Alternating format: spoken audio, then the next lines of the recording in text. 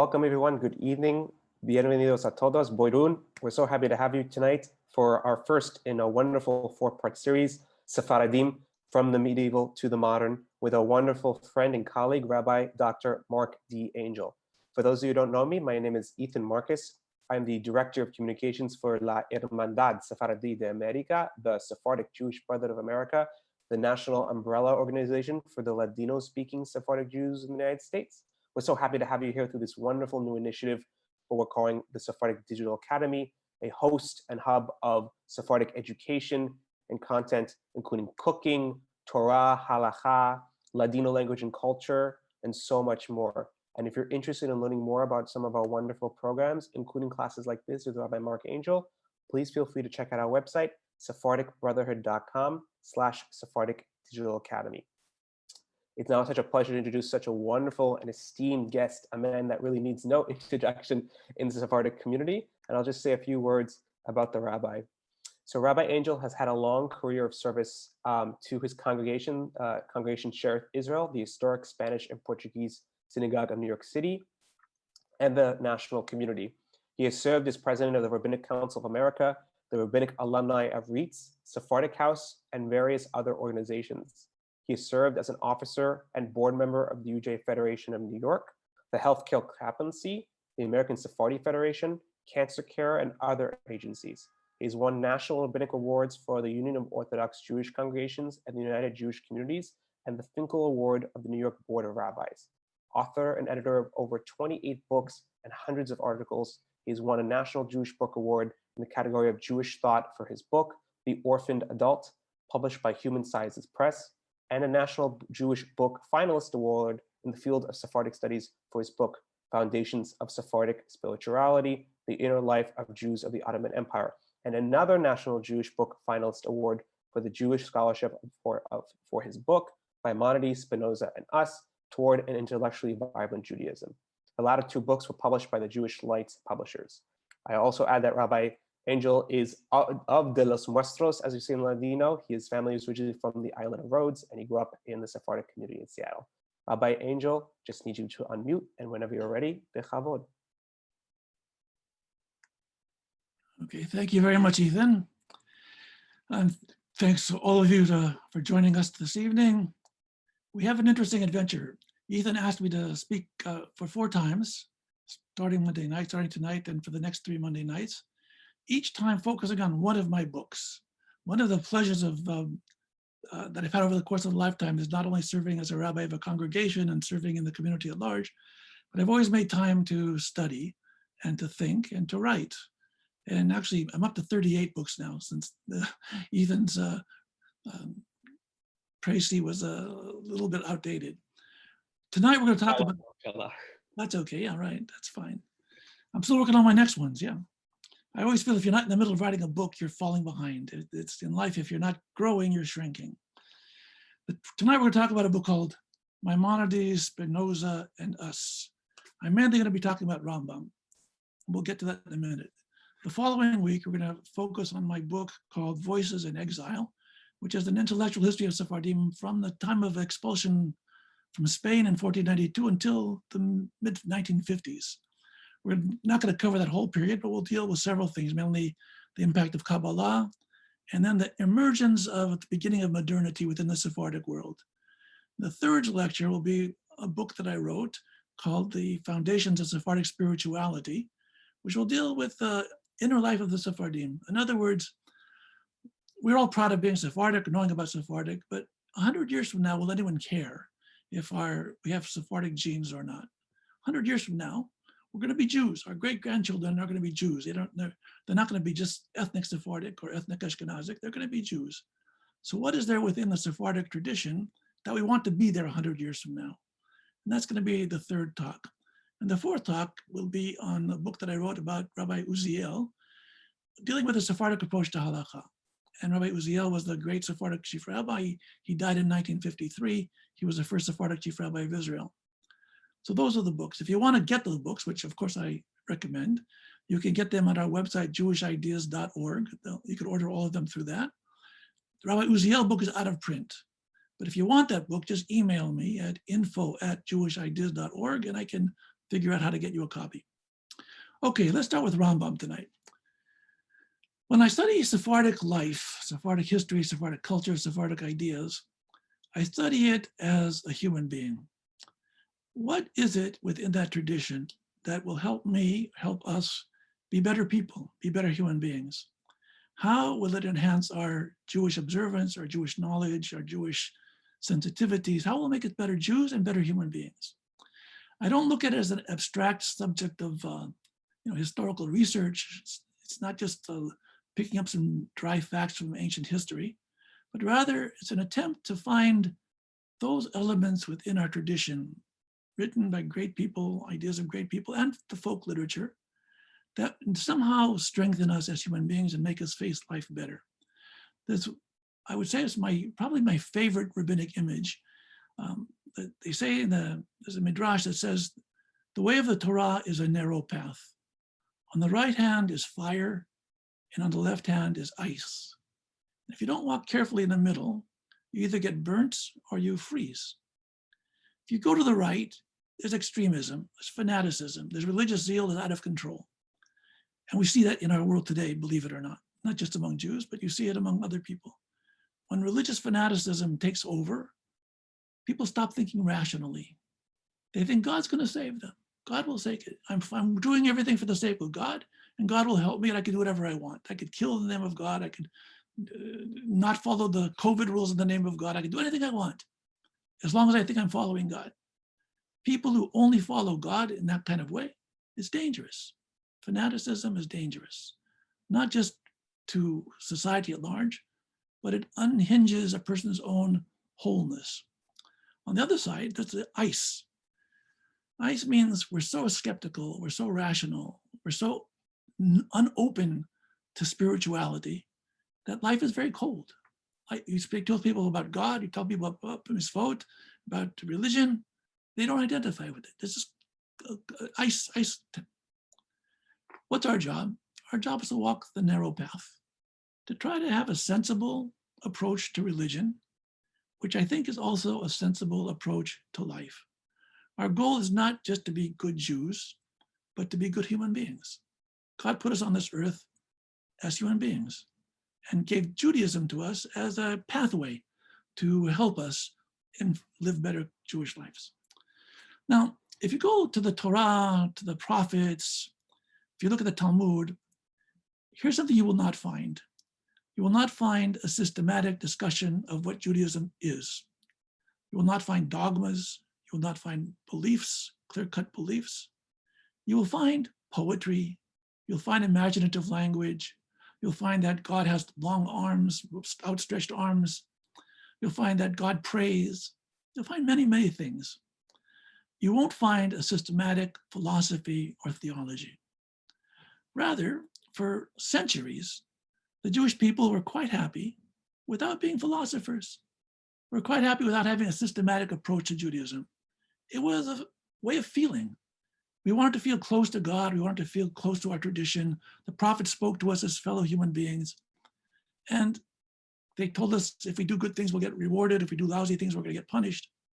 All of these things that we read in our Bible and in our Talmud are beautiful and wonderful and helpful. The only thing is, if we're rational human beings and we're looking for that middle path, we have a problem. Even when it comes to a matter of Jewish law, we want to know, what are we supposed to do on Shabbat? What are we not supposed to do on Shabbat? If you go to the Talmud has many, many volumes. There's not a systematic code of Jewish laws.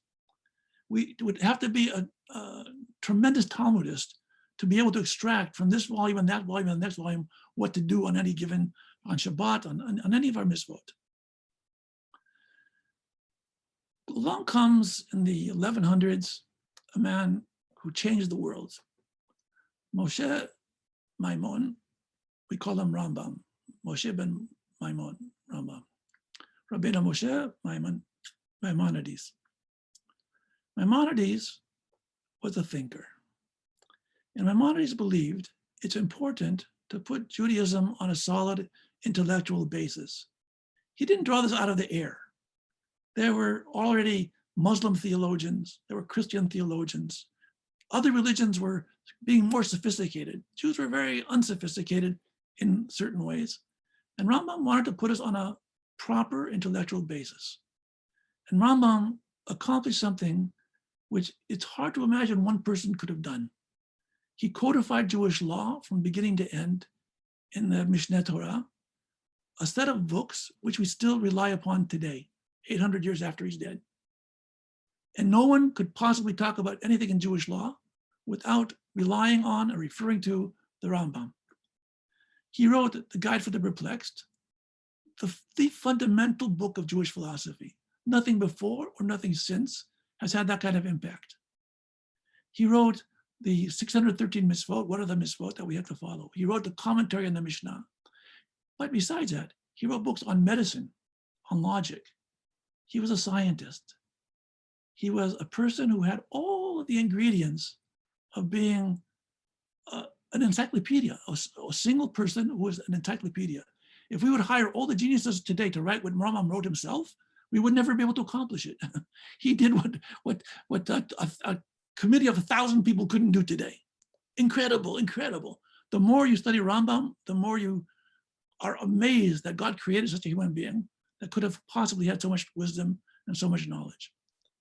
Because he was so smart, because he was so brilliant, he had many enemies. And to this day, by the way, even though everyone relies on Rambam and says how great Rambam is, essentially his philosophy is a very threatening philosophy to many people. And we're going to discuss that for a moment. Why is it threatening? It's threatening because Rambam believed in the power of human reason. We think religion, well, religion, is superstition, is metaphysical, is God, is Kabbalah. You know what? Rambam said, just a second. Yeah, it's spiritual, but we cannot forfeit our brains. We cannot forfeit our minds. It has to be sensible. For the Rambam, his image of God is the being that both created nature, created reason, and created the Torah. There can be no conflict between religion and science. And if we think there's a conflict, either our religion isn't properly understood or the science isn't properly understood. The Rambam demanded an intellectual integrity which shakes us to our foundations. And you can't be lazy to study the Rambam. Now, the Rambam in his writings, if you open his Mishneh Torah, he starts off by the laws are called Yesodei Torah, the laws of foundations of the Torah. If you look at any book of most of the books of Jewish law, certainly all of them that came after Rambam, the first page is, when you wake up in the morning, you're supposed to wash your hands, you're supposed to say Modeh Ani, you're supposed to say the Shema, here's how you put on tefillin, here's how you put on talit, what are you supposed to do and what you're not supposed to do. You look at the Rambam, he doesn't start that way. The Rambam starts, what are we supposed to believe? The foundation is, there's one God. And that one God is incorporeal. That one God created everything. If you look at Rambam carefully, and you read Spinoza, the Havdil, carefully, it's the same God. I'll correct that in a little bit. The impression is it's the same God. Rambam was an Aristotelian in a certain way. He believed that philosophy, which in those days was equal to science, if it posited something and it was based on truth, based on reason, then it had to be considered true. And if there was something in the Torah that contradicted that, the Torah has to be reinterpreted. Whoa, it's a very, very big step. Rambam wrote as follows: when something has been demonstrated, the correctness of the matter is not increased, and certainty regarding it is not strengthened by consensus of all men of knowledge with regard to it. If something is true, it's not decided by a majority vote. It's true because it's true. If logic, reason proves something to be true, it's true. 1,000 people say it's not true and only 3 people say it's true, the 3 people are right. We don't follow a majority rule when it comes to reason. Rambam said people find things in books and they think because it's written in a book, it must be true. Rambam said there are many things written in books that are false. Just because the person writes something in a book doesn't mean it's true. If I write it, then you should believe me. Yes, it's true. But if everybody else writes it, you can't be sure. They're only human beings and they make mistakes. Rambam challenged us to evaluate everything carefully, to think. Now let's look at how some of the ramifications of that. The Lord is my shepherd, I shall not want. It's beautiful poetry, beautiful 23rd Psalm.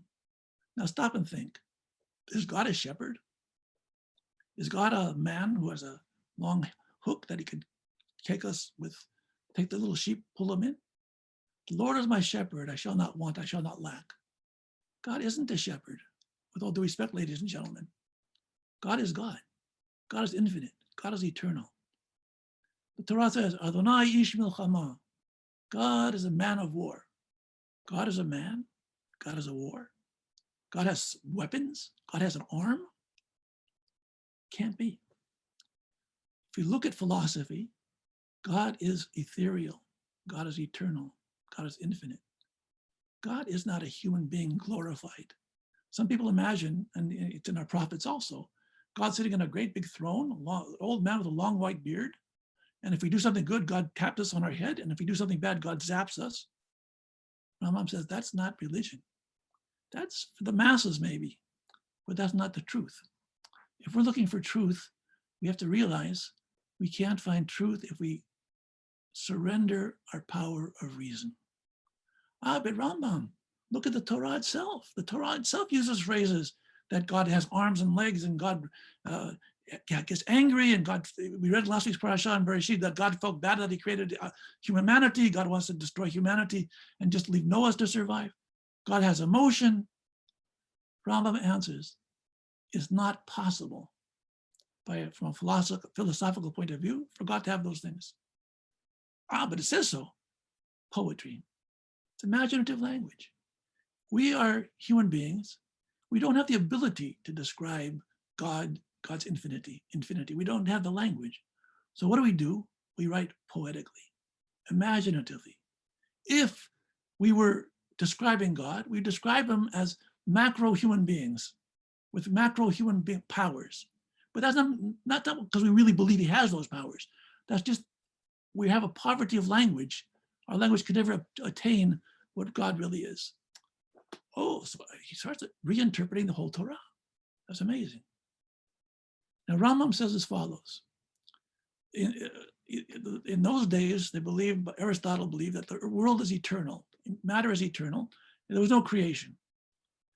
Rambam says, well, if you look in the Torah, and if we read the parasha last week, in the beginning, God created heaven and earth. God created the world. Now, did God create the world, as we say? Or should we follow the philosophers? The philosophers say that the world is matter is eternal. The Rambam said, well, the philosophers in this case can't prove anything. They weren't there to know that matter is eternal. There's no cogent argument to posit that their argument is better than ours. And therefore, since we can't decide based on reason, we'll stick to the tradition. The tradition says God created the world, God created the world. But the Rambam goes further. But if it could be proven scientifically that matter is eternal, we would reinterpret the Torah. Wow, this is why people are afraid of the Rambam. Because the Rambam said, no matter what, we have to rely on reason and we have to rely on science. We have to rely on human intelligence. We cannot rely on wishful thinking. We cannot rely on superstition. We have to rely on clear thinking. And once something is demonstrated to be true, it's true. Okay. Now, if we look at our midrashim of the rabbis, we think they have a problem with the Torah, we have more problems with the midrashim. If you look at the Talmud and the midrashim, they have God doing all kinds of things. You know that in the midrash, God wears tefillin. God says prayers. They even tell you the text of what God says in his prayers. God is like a superhuman being that can do all kinds of strange things. The language of the midrash often, not always, but often challenge us the sense of reason. There's no way we could read many of these midrashim and say this is reasonable. It's not reasonable. It's not scientific. It's not factual. And this doesn't only refer to medical cures and other things. In ancient times, they believed in astrology. They believed in witches. They believed in many things that today, let's say scientifically, we don't believe in. But they believed in those things. And they're in the Talmud and they're in the Midrash. are we bound to follow them because our ancient sages believed in them?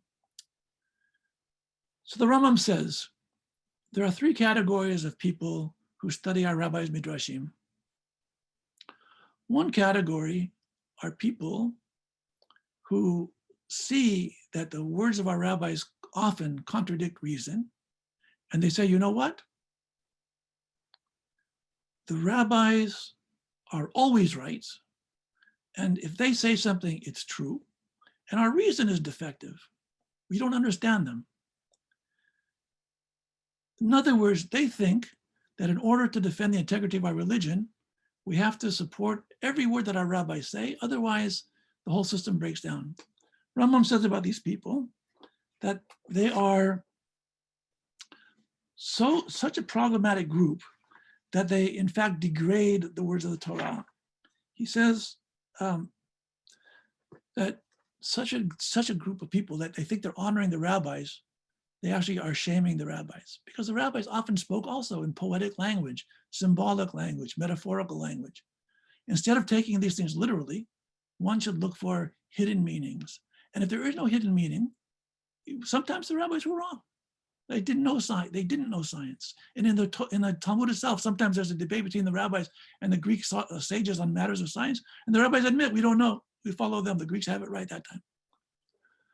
There are other people who look at the rabbinic statements which are not reasonable. They say, the rabbis, they were clowns. They didn't know anything. We could throw everything out. Rambam says that's also very bad. What is correct? The correct thing is this. Since we know our rabbis to have been very wise people, when they said something, we should study it very carefully. Like we study the words of any sages very carefully. And we should try to find the kernel of truth that they're trying to convey. And if we can't find it, either it is maybe our shortcoming, or if it contradicts reason, we just put it aside. It's their opinion. They're entitled to their opinion, and we're entitled not to follow that opinion. So the Rambam was really what you call a free thinker in that sense. Now, when I was in high school, in Franklin High School in Seattle, Washington, we had an advanced math course, and the teacher was a man named Mr. Bosley. Mr. Bosley was a wonderful math teacher. And this advanced math class, the questions he gave us, he'd give us a problem, and he'd give us the answer. Our job wasn't to find the answer. We already knew the answer. Our job was to calculate and get to the correct answer. And if in all of our calculations we came to the right answer, well, Baruch Hashem, thank God we got it right, we get an A+, good. If we worked and worked and worked and we get to the wrong answer, then it was the wrong answer. We must have made a mistake somewhere along the line. Got to go back and check our work again until we come to the right answer. It seems to me that this is a model of how Rambam worked. Rambam had the correct answer. There's one God. God gave us the Torah. God gave us prophecy. God gave us wisdom. God gave us reason. We know, we have the answer. But I have doubts. How do I understand God? How do I understand the workings of God? Well, start calculating, start philosophizing, start thinking. If after all of our philosophical reasoning, we don't understand God, go back to the beginning. Keep working on it till you get it right. But when you get it right, you get it right. Oh, then you could come in God's presence. Now the Rambam, here's one difference between Rambam and Spinoza. There's many differences, but I'll give you the key one that I want to emphasize tonight. For Spinoza, he would have agreed pretty much with everything I just said about Rambam, about the impact and importance of reason, but he would have stopped there. Rambam said there's a step above reason. There's a step above philosopher, and that's called a prophet. A prophet, for Rambam, is also a philosopher. A prophet is a person, man or woman, who through philosophy has come to that final correct answer. Through calculation, through philosophizing, through reason, I understand God, or understand as close as I can come to God. And when I reach that highest possible intellectual level, then God comes down and touches me and says, you know, I'm giving you prophecy. So for Rambam, every prophet was also a philosopher first. Spinoza didn't go for the prophet part. He stopped at the philosopher. Rambam believed in the prophet. Now, if you look at the books of prophets, you will be very hard pressed, I would say almost impossible, to look at the prophets and guess that they were philosophers. They were really shepherds, simple people. We don't know what they were. There's no evidence that they were studying philosophy or that they knew the first cause of the creation. We have no clue about that. They were highly moral people, highly, moved by God's words. They were fighting for justice and morality. All those things are true, but you will not see too clearly that they were philosophers. And that's how people criticize Rambam. But for the Rambam, it was a sine qua non. You cannot be a prophet who understands God, who feels the presence of God, unless your mind is totally developed. So Rambam was a snob. I admit it. He was a snob. God's providence is correlated to how wise we are. Let me give an analogy. Right now, there are radio waves all over the place. And depending on how we're tuned in, we either receive or don't receive. So if we have no antennae, we don't hear anything at all. If we have a weak antenna, we hear static, a little noise. If we really have a great antenna, we could hear all the way from China, we could hear the radio. That's what Rambam says about God. He didn't use this analogy, I'm using it. He didn't know about radios or radio waves, but that's what it is for Rambam. If I'm an ignorant person, and I don't study about God, I don't read about God, I don't keep the mitzvot, I don't understand the hidden meaning of the mitzvot, so I don't get the static, I don't get any, I don't have a good antenna. If I study a little bit, I study Torah and I keep the mitzvot and I work at it, the more sophisticated I am, the greater my antenna is, the more I receive God's presence. And if I'm a real genius and I really get it right, I get prophecy. Whoa, this is the Rambam. It's awe-inspiring. It's awe-inspiring. And I am inspired by him because he respects us as human beings. Yes, some are smarter, some are less smart, and some, no, we're not all going to be Rambams. None of us will be Rambams, probably, very few. I'm certainly not going to be a Rambam. But I can appreciate what it means, what he's trying to say. It's like, Rabbi Angel, you want to be somebody? You want to be in the presence of God? It's not going to be given to you as a gift. It's not going to be given to you if you're lazy. You have to work at it. You have to be a philosopher. And for Rambam, it's not just being a philosopher, philosophizing emptiness. You have to be a scientist. For Rambam, Maaseh Bereshit means you have to know physics and metaphysics. And Maaseh Merkavah means you have to know metaphysics. Rambam, you had to be a scientist, which he was. Why did you be a scientist? Because by being a scientist, you see God's ways. I want to say one thing about Rambam that relates to today in a very direct way. Unfortunately, the wonderful vision I gave of religion, Maimonidean religion, which I just described so brilliantly, is not held by many people. There are a great many so-called learned Jews who defy science. I mean, I receive stuff in the mail. The Jews don't believe in evolution. Jews don't believe in this. Jews don't believe in dinosaurs. I'll give you a crazy example. There was a day school, or modern Orthodox day school, where the teacher taught the kids that there were no dinosaurs. There are no dinosaurs. Why? Because the world's 5,700 something years old, 5,781 years old, and they say dinosaurs are millions of years old. It's impossible. That denies the Torah's chronology of the world. So there were no dinosaurs. So one kid in the class raised his hand. This is a true story. But teacher, on Sunday, I went to the Museum of Natural History in New York. I saw dinosaur bones. The teacher did not flinch. The teacher said, you did not see dinosaur bones. You saw dog bones that were swollen during the flood of Noah. Dog bones. This is Torah. This is Judaism. This is religion. Regrettably, religion has fallen to a very low level where people have a very superstitious, narrow understanding of the Torah, narrow understanding of rabbinic statements, and a lack of literary sophistication. They don't know how to read a text. They take it literally without understanding the reality of it. Part of the problem is what's become very popular, especially what they call the Haredi world, which unfortunately has affected the Sephardim as much as Ashkenazim. Unfortunately, I say.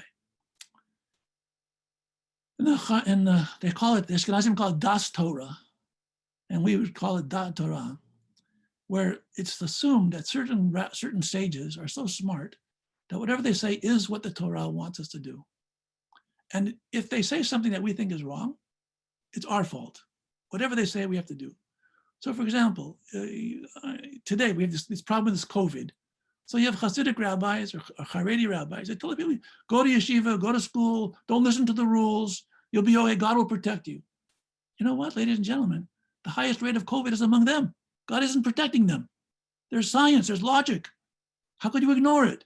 But our Rebbe said so. Our Rebbe said, if he said so, you have to follow it.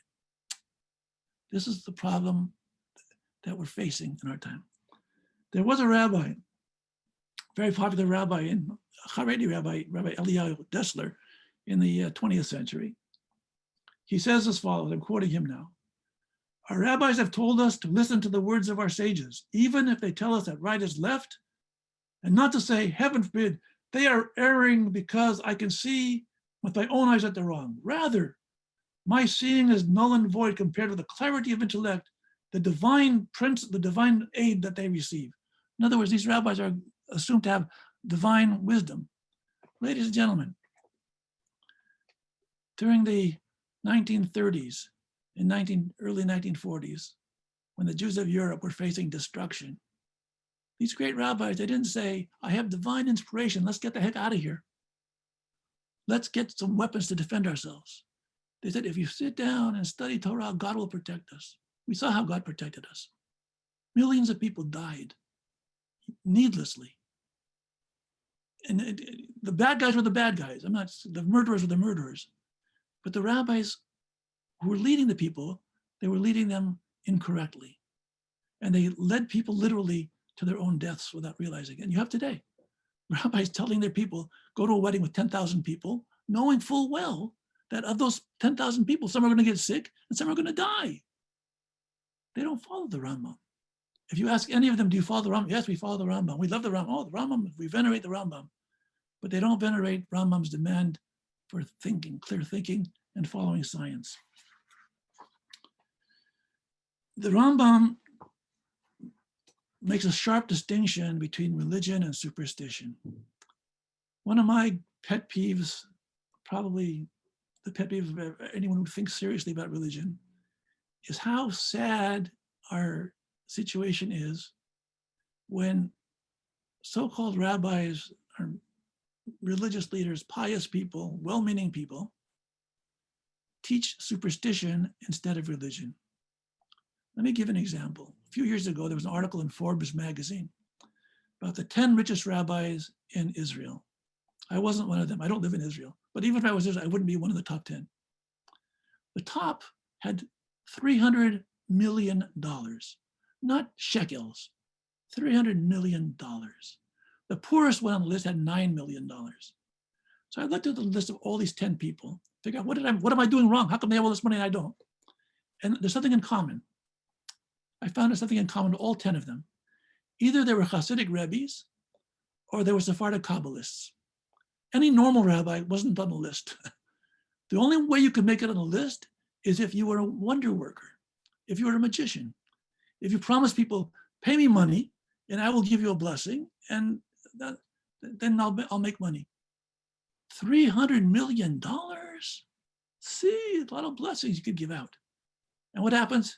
People get whiskey that was blessed by the machia, they get raki that was blessed by the rabbi, or they get a little red ribbon on their sleeve, on their wrists, and they give good money for that.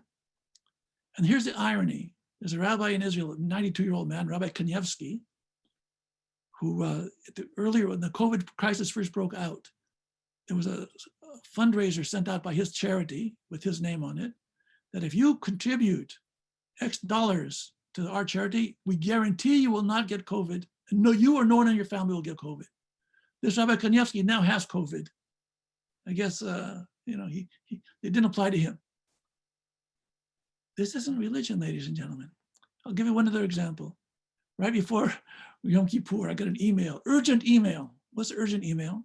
You can send a kvittel to put on the wall before Yom Kippur in the Kotel in Jerusalem. A kvittel, for those of you who don't understand kvittel, it's a Yiddish word.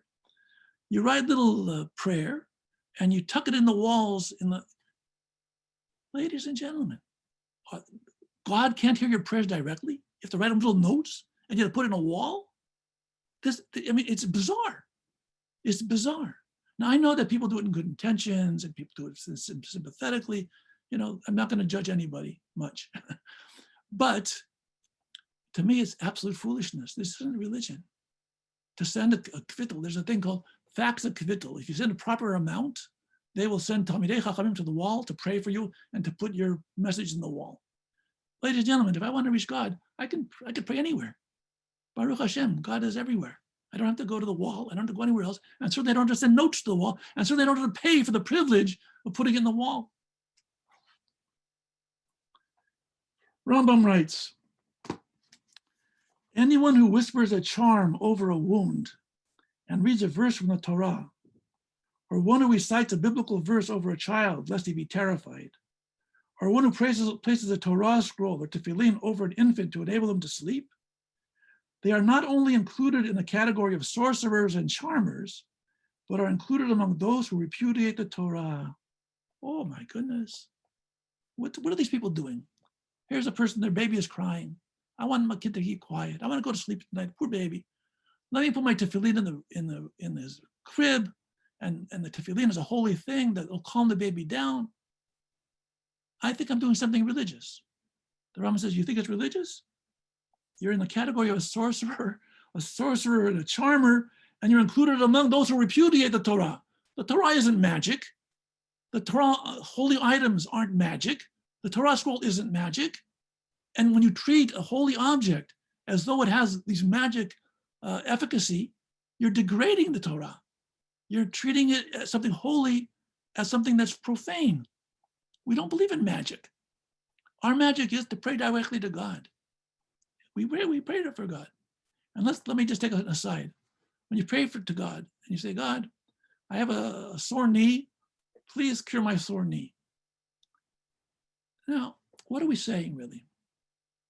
Are we saying we think that this eternal, infinite God has nothing to worry about except my knee? He's got a whole universe to run, but I got a sore knee and it hurts me, and I want God to fix my knee. Now, let's say in the infinite mind of God, I'm supposed to have that sore knee. Is he going to change his mind, so to speak? There's all poetic language. God doesn't have a mind. Is he going to change his mind because I said a prayer? What good is my prayer? What am I saying? When we say a prayer, we want someone to have a refuah shlema. We want to have someone to be cured. What are we asking God really? So on a simplistic level, we think God is a powerful old man or woman or it, whatever it is. And if we pray enough and we give tzedakah and we say the right incantations and we read Tehillim, then God is going to intervene and he's going to fix my knee or fix my toe or make my stocks go up or whatever else I want to happen. I can manipulate God by my cleverness. Well, is that religion or not? It may be religion, but on a very poor level. What are we really saying to God? We're saying, God, you know what? I have a sore knee. My stocks are doing lousy. I'm having a problem with my kids. I got 101 things going haywire. I'm very unhappy about COVID. And you know what, God? I depend on you. I need you. I am what I am, but I need you. I need this eternal, powerful force to care. In some way, I don't know what even caring means, but I want you to notice. I'm coming before you not because I'm giving you any information you don't already know. I'm coming to give you information that I need to purge my own soul from. I need to come before you and feel some connection with eternity. Will it cure me? Will it not cure me? I don't know. Will my prayer be efficacious or not efficacious? I don't know. It's not to change God's mind. It's to change us. It's to make us more sensitive, to make us more understanding how much we rely upon God for everything. He says over here, there's a widespread custom, this is also Rambam, to write the word Shaddai on the outer side of a mezuzah. Okay, that's okay. Since it is written on the outside, there's no harm done. On the other hand, those who write inside the mezuzah names of angels or names of saintly men, or some biblical verse or some charms, they are included among those who have no share in the world to come. Those fools not only fail to fulfill the commandment, but they treat an important precept, which conveys God's oneness as well as the love and worship of God, as if it were an amulet to benefit themselves. Now here's a poor, honest, simple Jew. He has a mezuzah he wants to put on his doorpost. And he reads Kabbalah, Surah Kabbalah. He doesn't know very much, but he wants to do the right thing. So he writes not on the mezuzah, not only the Haftarah, what he's supposed to write, but he writes the names of holy rabbis. He writes the names of angels, not this kind of angel, the real angels from heaven. And he thinks that somehow enhances the mitzvah. He's not doing it as a heretic. He's not doing it to deny God. He's doing it out of simplicity. Rambam says, this person is included among those who have no share in the world to come. Whoa, no share in the world to come. What was this great sin that the person did? The person made a sin because he doesn't understand God. He doesn't understand mitzvot. He doesn't understand what it's all about.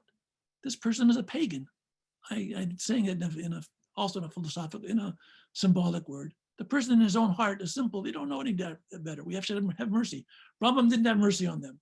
And I'll make one other comment. When Rambam says someone has no place in the world to come, I always say as follows: how in the world does Rambam know? Is he the gatekeeper? Is he up there keeping track of who's going to get in and who's not going to get in heaven? So I go back to the way the Talmud uses the phrase. The Talmud uses this phrase as saying it's a very, very bad thing. So they say if you insult somebody in public and you embarrass somebody, you have no place in the world to come. If you call somebody by a nickname, you have no place in the world to come. That's the rabbi's way of saying it's a nasty thing. Don't you do that. But they don't know if you have a place in the world to come or not. Anyone who would lose a place in the world to come because they call someone a nickname, then God will be pretty strict. There'll be no room in heaven for anybody. Everyone's going to make sins that they can get precluded. Let me just go back to the beginning and then we'll leave a few minutes for questions. What I wanted to emphasize tonight is that Rambam was not only unique in terms of demanding reason, but he was and still remains the singular star of Jewish philosophy and Jewish thought that demands the most of us as thinking human beings. I don't know of any other writer in any Sephardic, Ashkenazic, anything else who has the same demand on us to be excellent, use every capacity that we have to think carefully and to be as reasonable as possible. I just don't know of anybody else, if there's such a person. The Rambam stands for Judaism at the highest level. It doesn't mean it's perfect. We can find critiques of his philosophy. We could find a lot of things problematic with his teachings. I'm not diminishing that. But what I want to say tonight is that he paved the way for thinking Judaism. He was probably the most modern. He's more modern than most Orthodox Jews today. He's way ahead of us today. I wish we would all be like Maimonidean. Having said that, after the Rambam, and we're going to go next week to the period after the expulsion from Spain, the Rambam's emphasis on reason and philosophy almost totally gets eclipsed. There's a radical shift towards Kabbalah, which has its virtues, and I'm not going to disdain the virtues either.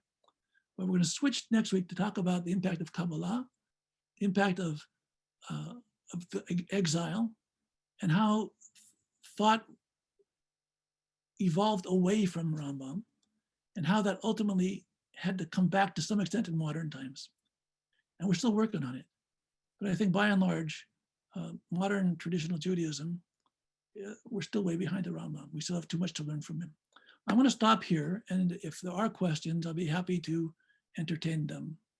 Okay, Ethan, you're going to take over here. Absolutely. First of all, Rabbi, thank you so much, Hazak Baruch, as always, for a beautiful shiur class. We're going to open up the floor to questions. What we're going to ask is that people have questions, please enter them into the chat, and we'll try to get to them as quickly as possible. All you have to do is click on your screen, click the chat button, and open up the chat box, and it'll send directly to us, and we'll try to get to them as many as possible. We have a number of them already, so which is really wonderful.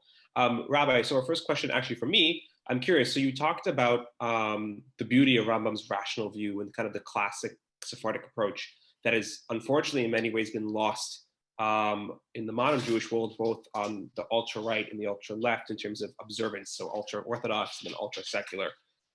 is there a way we can kind of reintegrate this beautiful vision you've narrated to us tonight into the 21st century for new generations of young Sephardic Jews and new generations of Jews in general? Read my book, Maimonides, Spinoza, and Us. That wasn't a plant. So people know that was not a plant.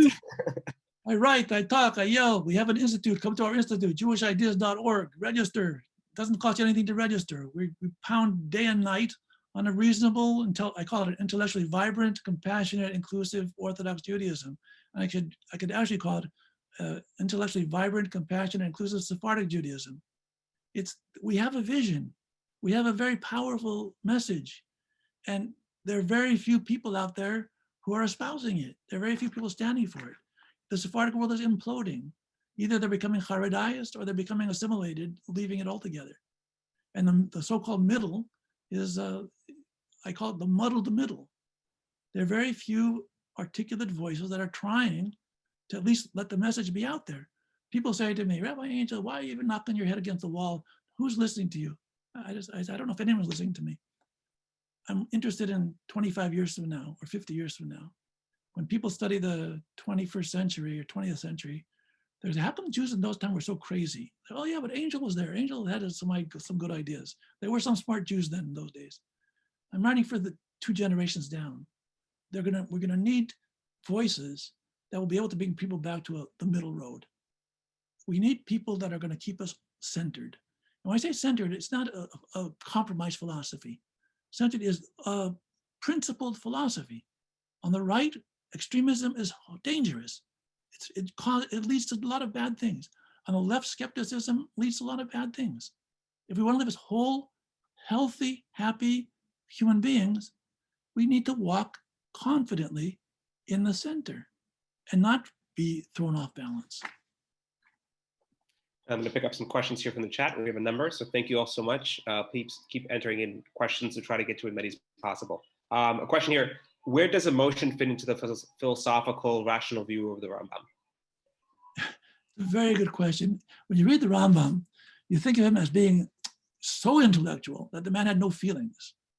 And I remember years ago, we had a speaker at Sheretz Israel who did work in the Geniza, the Cairo Geniza, and he read a following note a little passage that he found in the Geniza about a man and his young son who were coming to visit the Rambam. And the man was afraid to bring his son to visit the Rambam. The Rambam is this great austere rabbi and rationalist, a philosopher, a doctor. But he brought his son anyway, a little boy. And when the man came in with his boy, Rambam took the boy and put him on his lap. Oh, I said Rambam was human. Rambam he was a human being like all the rest of us. He also had emotion. You don't see it in his writing. You don't see it, but he had it as a human being. See, I was once giving a lecture about Rambam years ago, and it turns out that many of you may know, Rambam had a son named Abraham, and Abraham was very much influenced by Sufi philosophy, Islamic mysticism. And someone asked me the question, how could Rambam, who was a great rationalist, have a son who was a mystic? And I said, they were both looking for the same thing. They're both looking for a connection to God. Rambam used the reason. His son used Kabbalah or mysticism or emotionalism, but they were both heading in the same direction. So I don't think Rambam was against his son's philosophy. He was recognizing there's more than one way to approach the ultimate truth. So I think the question you asked is a very good question. And I think in Rambam, you will not find strong emotionalism, but he was a human being. The question here, what do you think about the custom of kissing the Torah that seems to become a universal kind of superstitious custom in many ways? I don't like to criticize anybody who out of purity of heart tries to have a pious expression. If people feel that they touch the Torah and they kiss the Torah, although you shouldn't do it during this period of COVID, it's a very bad idea. But in a normal time, people take the tzitzit, they kiss the Torah. It's a sign of affection for the Torah. I'm not going to stand in judgment. I always say, I'm an angel, I'm not God. Let God stand in judgment. I'm not responsible. If you ask me what's my preference is not to do it. But my other preference is people should do it's not a sin to do it. It's not a superstition to do it. It's not, they're saying that they're not idolizing the Torah. They're showing, that's the way of showing respect to the Torah. Like we stand up for the Torah. Okay, it's a sign of respect. I'll leave it at that. A great question here. They're all great questions. This one in particular, I love.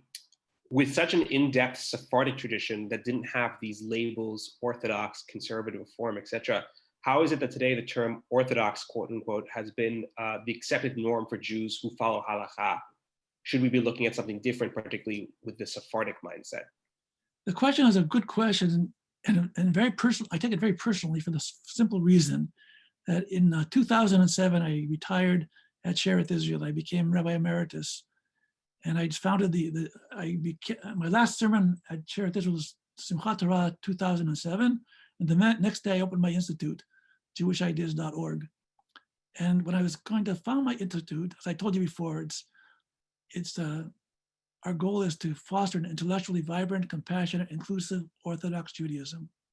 So I was going to say inclusive, intellectually vibrant, inclusive, excuse me, Judaism, or even Sephardic Judaism. It would have been good, but since in our time, Orthodox has come to represent the Torah observant community, that's the community I wanted to talk to. Sephardim, Ashkenazim, whatever they are. Not only those who are nominally Orthodox, but even those who are on the periphery, they're traditional, conservative, even traditionally Reform. Many of our members are not Orthodox at all, but they recognize the need for this kind of thinking, this kind of approach. So the question is good. I don't have a resolution for it. I think Sephardic is better, but then people say, oh, it's a Sephardic organization, all the Ashkenazi won't tune in. I don't want to lose that audience. It turns out that the vast majority of my followers are Ashkenazim. We have plenty of Sephardim also, but I think the vast majority of our members, and certainly our biggest supporters, are Ashkenazim. You mentioned previously that we have to be centered kind of as Jews, not too far to the right, not too far to the left. Does that mean we have to be critical as well? And then that when one gets critical, you can criticize quite often. How do you kind of deal with that dilemma of being overcritical in that case? I think that we always have to have our brains in our head. There's a saying in the, it's in the one of the biblical books. I think it's in the Mishlei, Mishlei, where it says, "A chacham einav b'rosho." A wise person has his eyes in his head. Rambam quotes this also. A wise person has to see. A wise person has to make judgments. A wise person has to be critical. Critical doesn't mean to be everything is bad or everything is good. Critical means to be fair, to judge intelligently. There are certain things that are said which are good and they deserve our support. And there are certain things which are false or have issues that we don't accept entirely. So we should address them. I think there are two things in my judgment of what religion is. Religion is, okay, we have to be intellectually sharp. We have to be spiritually in tune. And we have to have a sense of humor and have to have humility.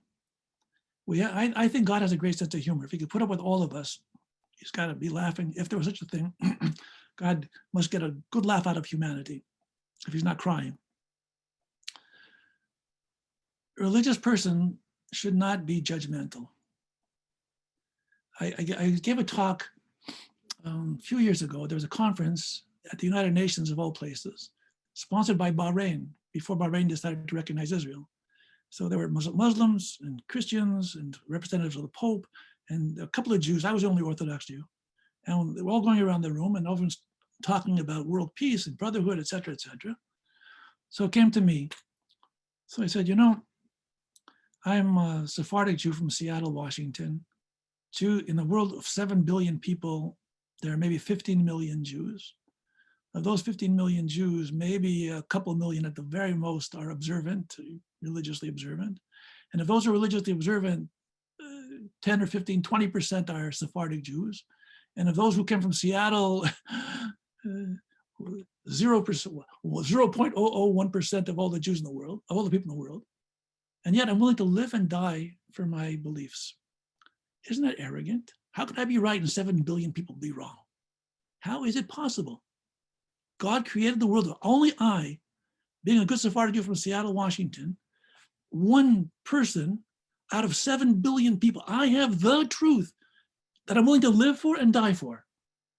So all these people have stood their head. So you know what? God is big enough to have room for all of us. God has room for all of us. God created Muslims, he created Christians, he created Jews, he created Orthodox Jews, not Orthodox. He created everybody, Hindus, Buddhists, you name it, God created all of us. We all have a road to God. And for us, our way is a true way. And for you, your way is a true way. We need to have theological humility. Humility, recognition God is much greater than any of our ideologies, much greater than anything that any of us could say, and just be silent. I am who I am, you are who you are, and let's leave it at that. I gave an analogy. There is a wonderful writer in Israel, Pinchas Polonsky, a Russian Jew, and he said, let's imagine that you look at a painting and you know the painting in and out, every brushstroke. And then suddenly someone turns on a light and it turns out that what you know is only a part of a bigger canvas. You have to stand back now and see, what I know is really true, definitely true, but it's only part of a bigger, I have to now understand it in context. So yeah, what I have is true, absolutely true. I won't flinch one bit on it, but I have to see a bigger, I have to see it from God's perspective. God's perspective is much bigger than the Sephardic Jew from Seattle, Washington. And that's, to me, that's the flavor of religion. There has to be a humility and a recognition that I'm on my personal journey, but so is everyone else on their journey. And God bless everybody. We're all heading in the same, hopefully in the same direction from different angles. Okay. I think we're just about out of time. What do you think? We have time for one last question here, which I think is also a very good question. Though again, all good questions. There are a few, that are really popping out and seem to be common. How do we balance the Torah with an ever-changing society that is sometimes at odds with what some consider traditional Torah values? I think that's a very good question. I think that we're going to center on that. My fourth talk, when we talk about Rabbi Angel, we're going to talk about that theme more specifically. All right, we'll reserve it for the fourth lecture. So make sure you come back, folks. So we'll discuss it then. A good draw indeed. I want to thank Rabbi Angel so much again for a wonderful first talk in what's going to be an exciting 4-part series. Thank you all for joining us. Mashallah, we had over 100 participants this evening. We have over 130 registered. In Sekel Dio, inshallah, we'll get a lot more. Please tell your friends to join us for the upcoming series next Monday, again at 7:30 p.m. Eastern, 4:30 p.m. Pacific. Again, this is a wonderful new program through the Sephardic Digital Academy, an initiative of the Sephardic Jewish Brotherhood of America, to connect you with all different Torah resources, Ladino language and culture, Sephardic cooking classes, and so much more. If you're interested in finding out more, you can find it at sephardicbrotherhood.com/Sephardic Digital Academy. And if you're also ever interested in potentially sponsoring a class in honor and memory of a loved one, we certainly appreciate it. This is a non-profit initiative. Please feel free to reach out to us at info@sephardicbrotherhood.com. Rabbi Angel, I want to thank you so much again. Thank you all. Okay. Nochada buena. Thank you. Okay, thank you very much. Good night.